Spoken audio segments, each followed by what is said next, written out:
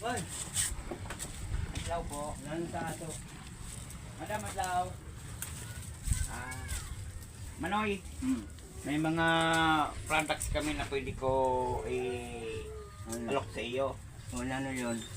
Ini ang mga pagkaplas Oh. Pangaplas ha. sa mga makulog nyo po. Sit-on, ubo, pwede pang bata, pwede pang matanda. Oh. Kahit ano po. Panghaplas sa Cebu. Sa ubo. Sa ubo at sa Sipon. dughan, sipon. Oh, sa dughan. mga tuhod. Oh, tuhod. Ito naman ang Loy Andilaw at saka may tanglad. Hmm. Amoyin mo po. Oh, baka makuha ako sini. Badi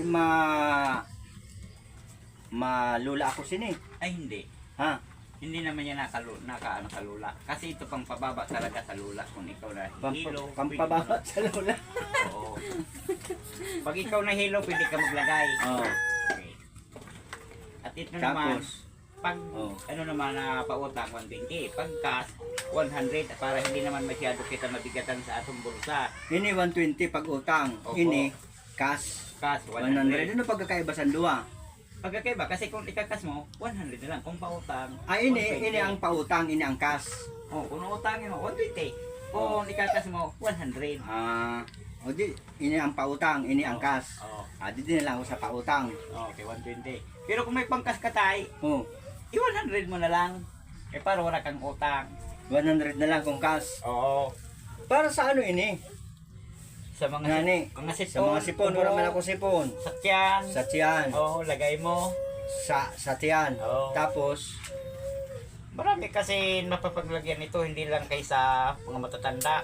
Oo. Pati mga dalaga, pati sa mga matatanda. Sa inyo, may medyo may edad na. Oo. Siyempre, pag nagkakailan kita, di kita nalian si makulog sa lawan. Tapos mo lang po. sige, Approve sige, po yan. sige, bakalong ko na ini. Sige na, bakalong ko na. Ito pa, may alok pa po Oh. sa imo. Ano pa yan? May liblon ako dito eh. Liblon. Oo. May liblon ako. Ito naman ang Liblon ba liblon. yan ini? Itong pinakamabantog 1980s pa. 1980s din ini hali. Ini salbay galing yan. Albay. Oo. Yan ang liblon na yan. Halimbawa, natulog ka ng pako, pwede mo Oh. ilagay. Natulog ka Ano na... nilagay ini? Oo. Hindi. Natulog. Hindi. Tapos bubuksan. Papatagluan mo siya. Lalagyan mo ng liblon. Oo. Natulog ka ng pako, Oh. ipis, pusa, kahit ahas, pwede mo siya ilagay. Kasi ang rabies ng ahas, Oh. parang anghang siya. Oh. Nasubuyan. Ano ng kamlas ng kagat ng aso. Maso. Pwede may lagay para ang rabies niya lumabas. Hmm. Para hindi ka masyado manganaan sa kagat. Kung ikaw naman ang